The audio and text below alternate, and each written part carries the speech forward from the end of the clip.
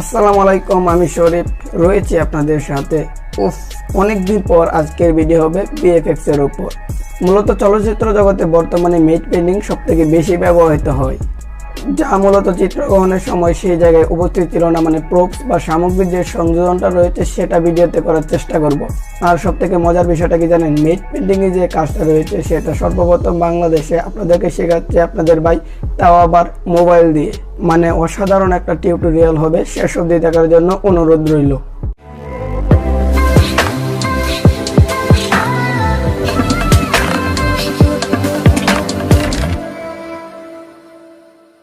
Welcome back viewers. তো সর্বপ্রথম আপনাদের কিছু ইমেজ বা ছবির প্রয়োজন হবে, যেমন মেঘ, নৌকা, পাহাড়, পর্বত। যে পিএনজি গুলো আমি ভিডিওতে ব্যবহার করেছি সেই সবগুলো পিএনজির লিঙ্ক আমার এই ভিডিও ডিসক্রিপশন বক্সে লিঙ্ক দিয়ে দেবো, সেখান থেকে ডাউনলোড করে নেবেন।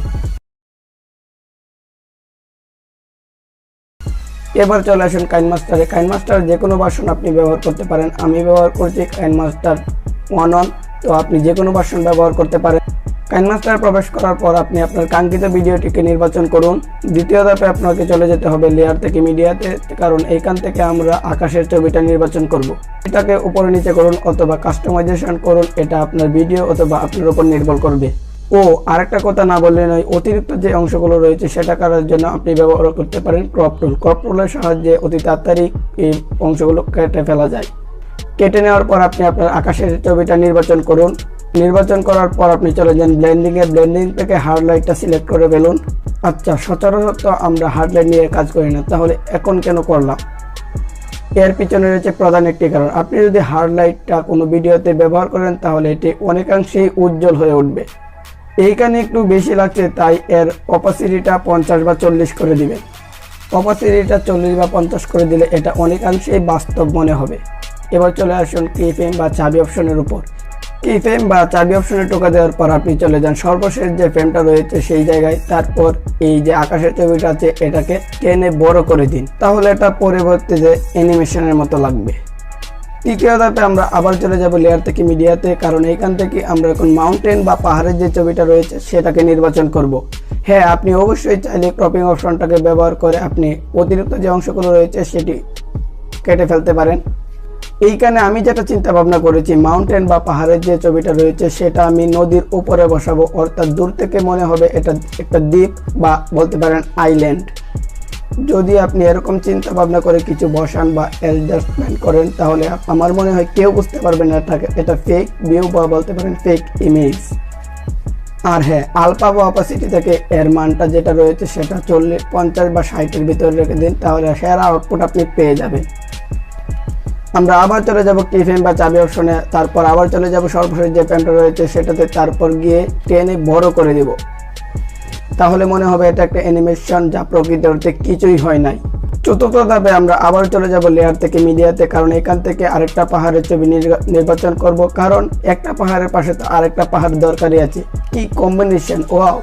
আর হ্যাঁ, আপনি চাইলে অবশ্যই ক্রপিং টুলটাকে ব্যবহার করতে পারেন। ক্রপিং অপশন দিয়ে আপনি বাড়তি যে অংশগুলো রয়েছে সেটাকে কেটে ফেলতে পারেন।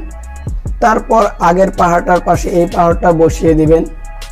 আগের পাহাড়টার পাশে বসানোর পর আপনারা আবার চলে যাবেন সর্বশেষ যে ফ্রেমটা রয়েছে সেই ফ্রেমে, তারপরে এটাকে টেনে বড় করে দিবেন।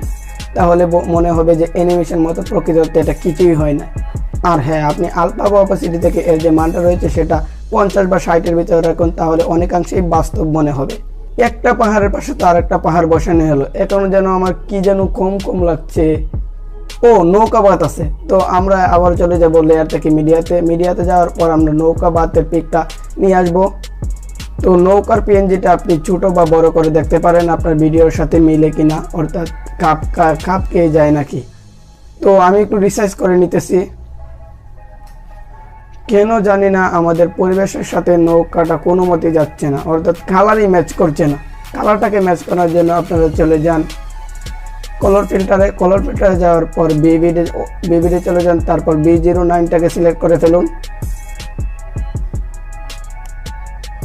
তো আমরা আবারও চলে যাব কিফ্রেম বা চাবি অপশনে। চাবি অপশনে যাওয়ার পর আমরা সামনে 4 বা 5 ফ্রেম সামনের দিকে আগাবো এবং প্লাস আইকনে ক্লিক করব। এভাবে একই পদ্ধতি অবলম্বন করে সব লেয়ারটা জুড়ে দিয়ে দিন লাল ফ্রেমটা।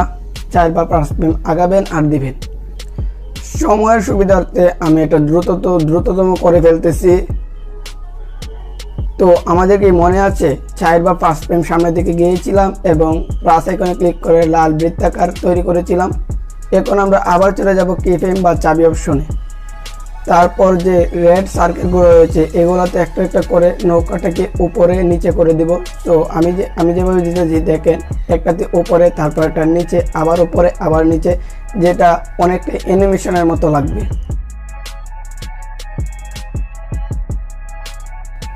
তো এখন আমি যেটা চিন্তা ভাবনা করেছি, পাহাড়ের উপরে কয়েকটা পাখি বসাবো, তারপর পাখিগুলো উড়ে গিয়ে পাহাড়ের পিছনে গিয়ে মিলিয়ে যাবে।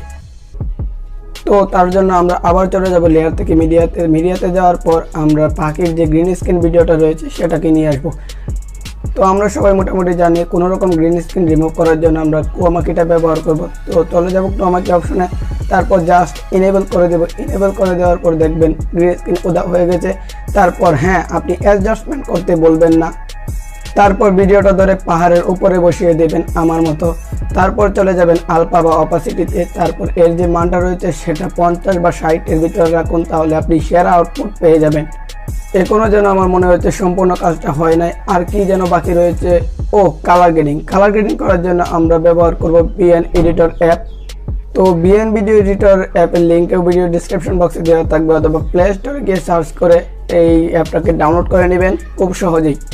আর হ্যাঁ, আপনি অবশ্যই আমার এই ভিডিও ডিসক্রিপশন বক্স থেকে কালার লাটটা আছে সেটাকে ডাউনলোড করে নেবেন। যে Shorif 03 যে কালার লাটটা দিয়েছি আমি ভিডিও ডিসক্রিপশন বক্সে, আমার নিজে বানানো, সেটা আপনি ডাউনলোড করে নেবেন। তো ডাউনলোড করে নেওয়ার পর, তো আমার ফাইলটি ডাউনলোড করার পর আপনারা চলে যাবেন ফাইলে। তো ফোনের ফাইলে চলে যাওয়ার পর আপনারা ফাইলটি দেবো ক্লিক করে Shorif 03 নামক লাটটি এক্সট্রাক্ট করে নেবেন। তো এক্সট্রাক্টে ক্লিক করে এক্সট্রাক্ট হেয়ার করে নেবেন, তাহলেই হয়ে যাবে। আপনার বিএন ভিডিও এডিটর অ্যাপসে প্রবেশ করবেন। প্রবেশ করার পর দেখতে পারবেন প্লাস আইকনে ক্লিক করবেন। প্লাস আইকনে ক্লিক করার পর আপনাদের নিউ প্রজেক্ট ক্রিয়েট করতে হবে। তো নিউ প্রজেক্টে ক্রিয়েট করে তারপর কাঙ্ক্ষিত ভিডিওটা নিয়ে আসবো। ভিডিওটা আনার পর দেখতে পারবেন ফিল্টার অপশন। তো ফিল্টার অপশনে ক্লিক করব। ফিল্টার অপশনে ক্লিক করার পর দেখতে পারবেন প্লাস আইকন। তো প্লাস আইকনে ক্লিক করে আমরা আমাদের কালার ফিল্টারটা নিয়ে আসবো। তো ব্যাস, কাজ হয়ে গেল। তারপর ওয়ান ক্লিকে দিয়ে দেবেন Shorif 03 লাটের উপর, তাহলে ওয়ান ক্লিকেই ভিডিও কালার হয়ে যাবে। তো এখন কালার গ্রেডিং তো শেষ হলো, এখন আমাদের ভিডিওটা এক্সপোর্ট করতে হবে। এক্সপোর্ট করার জন্য উপরে দেখতে পারবেন এক্সপোর্ট অপশন। তো ফাইনালি এক্সপোর্ট অপশনে ক্লিক করবেন। এক্সপোর্ট অপশনে ক্লিক করার পর দেখতে পারবেন যে রেজুলেশনটা সিলেক্ট করে নেবেন। তারপর নিচে এক্সপোর্ট অপশনে ক্লিক করবেন, তাহলে ভিডিওটা গ্যালারিতে সেভ হয়ে যাবে।